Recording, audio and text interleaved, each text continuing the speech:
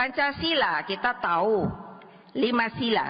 Jika diperas maka dia akan menjadi trisila. Terdiri pertama adalah sosionasionalisme.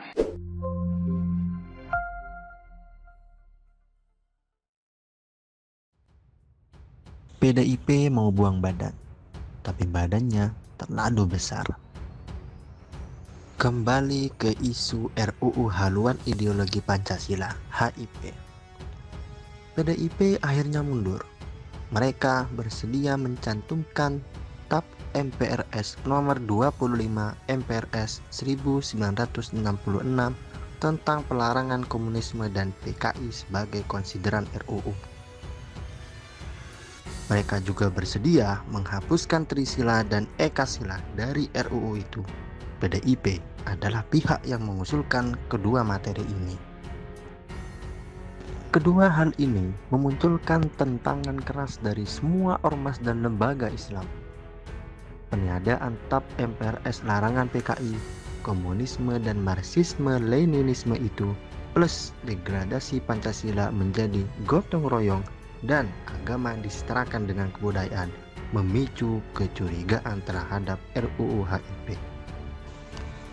Kecurigaan itu sampai pada dugaan bahwa pihak yang memprakarsai RUU ingin membangkitkan kembali komunisme dan PKI di Indonesia.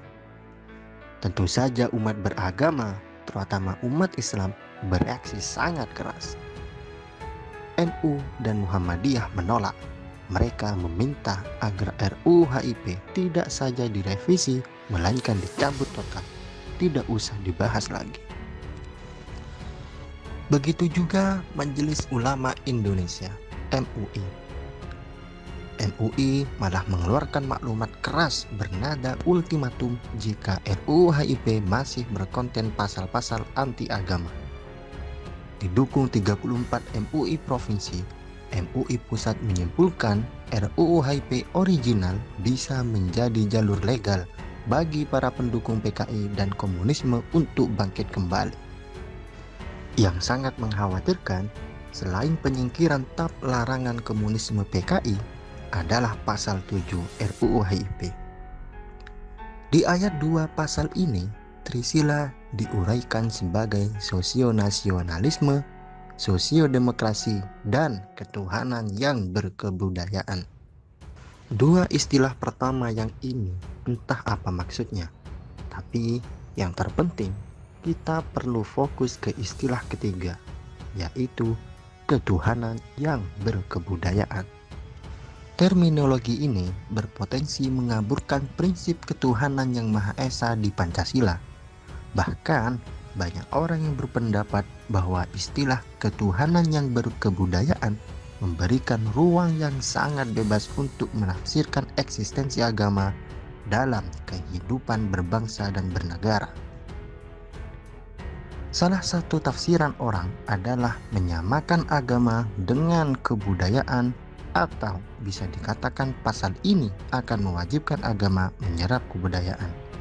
Jadi, RUU HIP sengaja diisi dengan diksi dan narasi yang tak jelas, penuh dengan poin-poin yang tidak substantif. Seandainya menjadi UU, maka anasir-anasir pro PKI secara bertahap akan memanfaatkan kesempatan untuk melakukan infiltrasi komunisme ke dalam sistem sosial yang berbasis ketuhanan. Kalau sempat menjadi UU, berarti infiltrasi itu legal.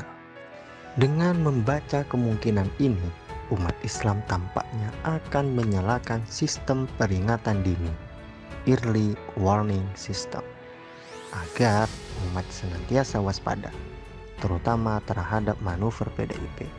Kelihatannya, partai berlambang banteng galak tersebut tidak akan menyerah. Mereka tidak akan berhenti sampai di sini. Mereka bisa saja datang kembali dengan upaya penghapusan TAP MPRS larangan komunisme PKI, dan juga gagasan ekstraksi atau menciutkan Pancasila, supaya berat dugaan sila ketuhanan yang Maha Esa perlahan bisa hilang dan tidak tertulis lagi di dokumen negara maupun teks-teks akademik. Wakil Ketua DPP PDIP, Ahmad Basarah, menegaskan bahwa peniadaan TAP MPRS larangan komunisme di deretan konsideran RUU HIP bukan inisiatif partainya. PDIP difitnah seolah mendukung kebangkitan kembali komunisme. Begitu juga soal Trisila dan Ekasila. PDIP juga terfitnah, kata Basarah. Namun, catatan yang ada menunjukkan bahwa kedua hal itu berasal dari Partai Banteng. Kalau bukan PDIP, kenapa mereka yang sibuk mengatakan bahwa TAP MPRS larangan komunisme sekarang sudah dicantumkan di RUU, sedangkan Trisila dan Ekasila sudah dihapus? Kelihatannya PDIP mau buang badan, cuma badannya terlalu besar sehingga mau dibuang kemanapun tetap terlihat.